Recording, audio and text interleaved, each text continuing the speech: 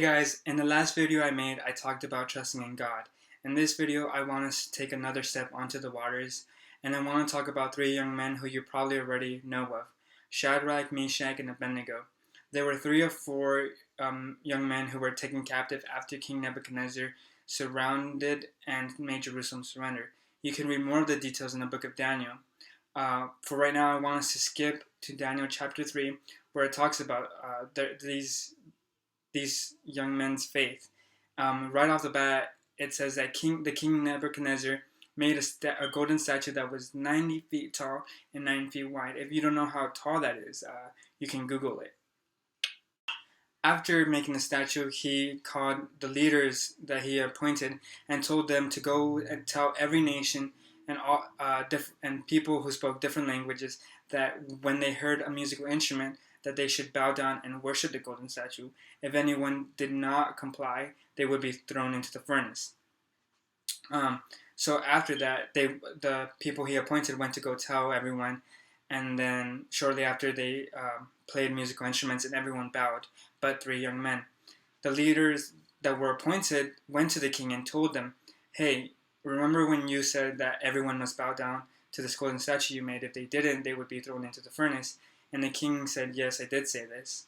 So the leaders went on to tell him, "Well, Shadrach, Meshach, and Abednego did not do as you said, and they should be punished, or else, other people will start disobeying you and defying you."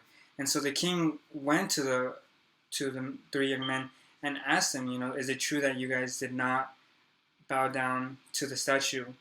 And they replied with, "Yes, we didn't." And so the king got mad, like angry, and he gave another chance to the boys. He said, "I'll give you one more chance. If you do not bow down and worship, then there is going to be no God who can save you from my power." So in Daniel chapter 3, verse 17, they replied to Nebuchadnezzar, the king, and they said, "If we are thrown into the blazing furnace, the God whom we serve is able to save us. He will rescue us from your power and your majesty." Verse 18 goes on to say, "But even if he doesn't, we want to make it clear to you, your majesty, that we will never serve your gods or worship the golden statue you have set up." Now after that, the king became furious. It says that he demanded that the furnace be heated up 7 times harder than normal, and then asked three of the strongest men that were there to tie him up and throw them into the furnace.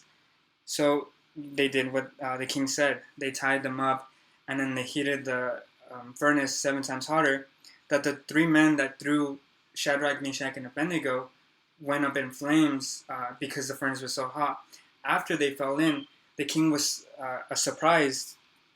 Further down in the book of Daniel, chapter 3, verse 23, it says, "So Shadrach, Meshach, and Abednego, securely tied, fell into the roaring flames. But suddenly Nebuchadnezzar jumped up in amazement and exclaimed to his advisor, 'Didn't we tie up 3 men and throw them into the furnace?'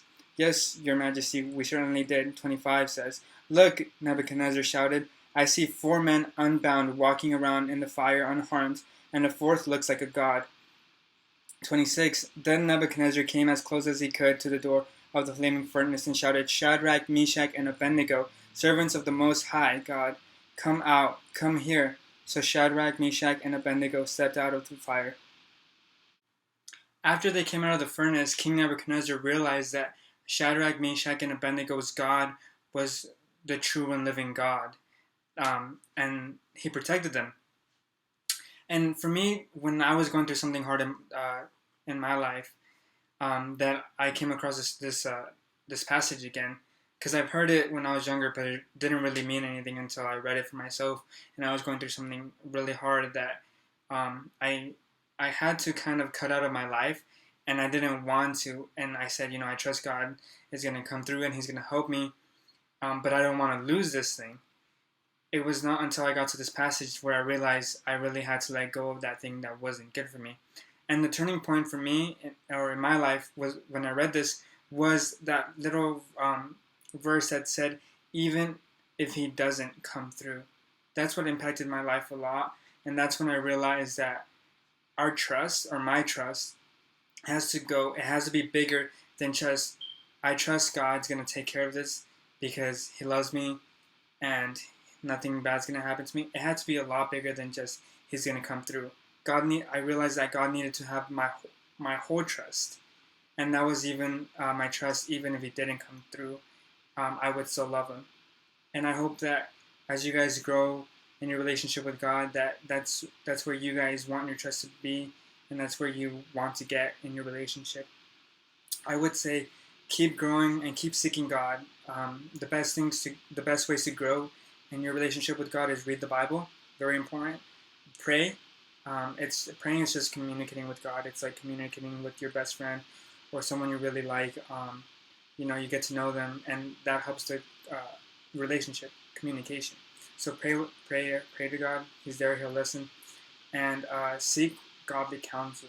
And hopefully, you guys can be mentored by someone in your church. Someone who's older, who's been a Christian longer, and who loves and lives for God, not just by their words, but by the way they live. Oh yeah, one more thing. If you guys have any questions or prayer requests, I would like and would feel honored if you guys posted the things in the comments section below.